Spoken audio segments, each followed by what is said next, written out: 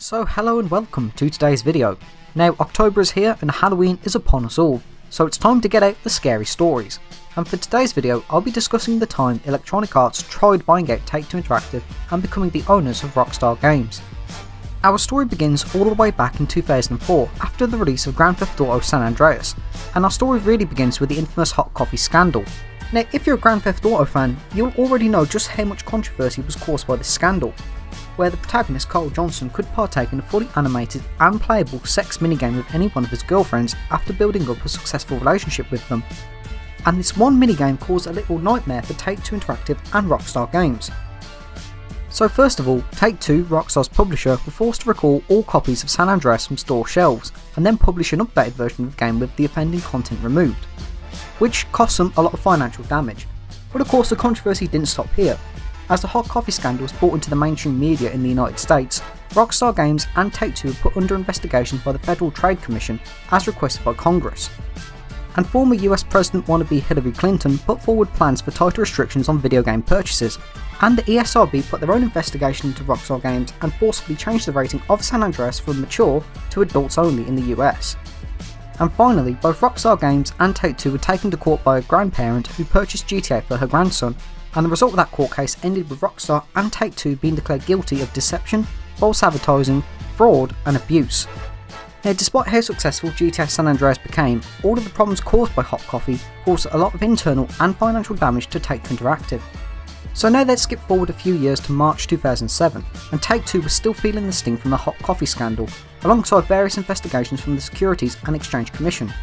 And not to mention, only a year prior, Take-Two were forced to relocate their main headquarters from New York City to California due to a bad fire that damaged their previous building.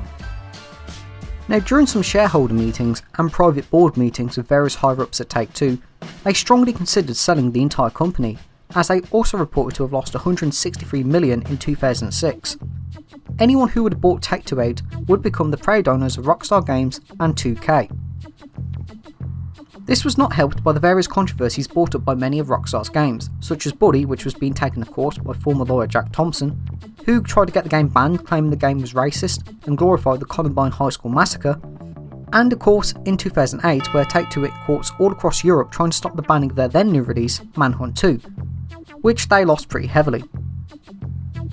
Now Take-Two were up to the idea of either being merged into another company and Take-Two would cease to exist, and the company they merged with would become the owners of Rockstar Games and 2K, or the company would be sold off to another group of businessmen and they would remain Take-Two.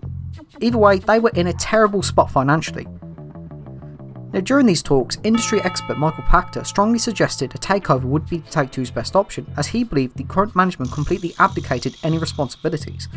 And so the former CEO of Take-Two, Paul Ebler, went looking for buyers at Take-Two, and he himself approached Electronic Arts in 2007. But at the time they initially expressed very little interest in buying Take-Two out, until a few months later. So now we skip forward to February 2008, where Rockstar Games' then new release Grand Theft Auto 4 was just around the corner, and Take-Two were really nervous about this. If GTA 4 failed, or generated too much controversy, it could ruin them forever.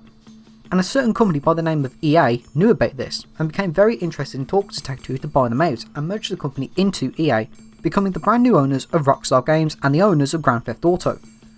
EA themselves cited Activision's acquisition of the Vivendi games in 2007 as a bit of a kick up the arse for them, and EA were nervous about this because they wanted to get their hands on Grand Theft Auto. EA knew just how large Grand Theft Auto was, and acquiring Take-Two and becoming the owners of Rockstar Games would be monumental to keeping them on top of the gaming world. Plus Take-Two would also acquire the rights to Manhunt, Midnight Club, Buddy and Red Dead underneath their belts too.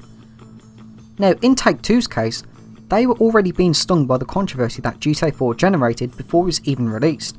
Many New York officials were already appalled at how realistic Liberty City was in comparison to New York, and Take-Two were already in court again with their old friend Jack Thompson, where this time the tables had turned. This time they were pursuing legal action against Jack, calling him a nuisance and claiming his previous cases, such as Vice City, Manhunt and Buddy, harmed them financially, and they knew he would be pulling the same song and dance with Grand Theft Auto 4 if he had the chance, which of course would harm them financially even more. However, this lawsuit ended with a legal agreement between the two where Jack Thompson was forbidden for trying to ban sales of any Take-Two Interactive games to any retailers or partner, but he was free to chat with Take-Two's lawyers if he had a problem with the content of any games they were publishing. But he also kept the right to criticise the games on his own personal website.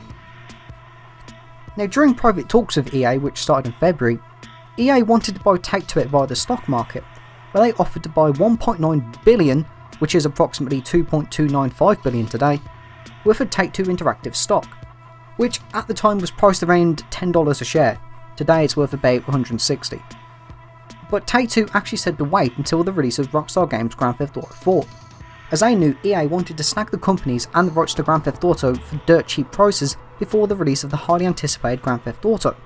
Now, worries about controversy aside, EA, Rockstar Games and Take-Two all knew GTA 4 would be a bestseller on the Xbox 360 and PS3, as many gaming outlets were hyping this up to be the best release of 2008. Now, Grand Theft Auto 4 came and went, and was a monumental success, and private chats continued behind closed doors until September 2008, where Take-Two and EA couldn't come to an agreement and so the buyout was off. Take-Two actually said EA's offer was far too small for them. In an official statement, Zelnick said, "We didn't slam the door, we just said, look, the price is not right and the time is wrong."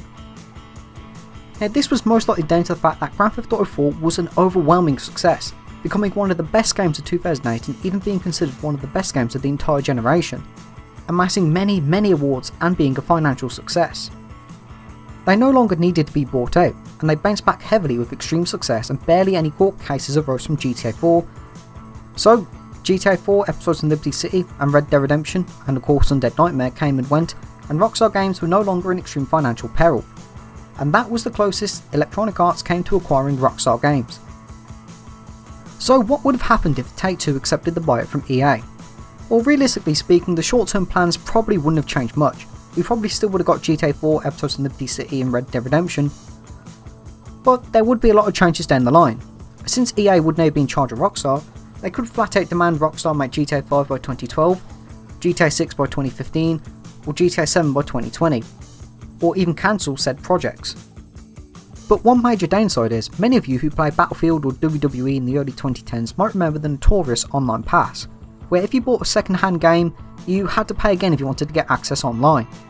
EA were notorious for this, and there's a high chance GTA Online would have had this too, so that would have definitely impacted GTA 9's popularity. On the alternate side, we might have also saw a season pass for GTA Online, something akin to Battlefield Premium, or the worst possible case, The Sims, where you need to pay a tenner for about, 30 minutes worth of content? Either way, microtransactions would probably still be here, seeing as EA love using them for FIFA and Battlefield. Of course, it's important to remember that this wouldn't just affect Rockstar Games.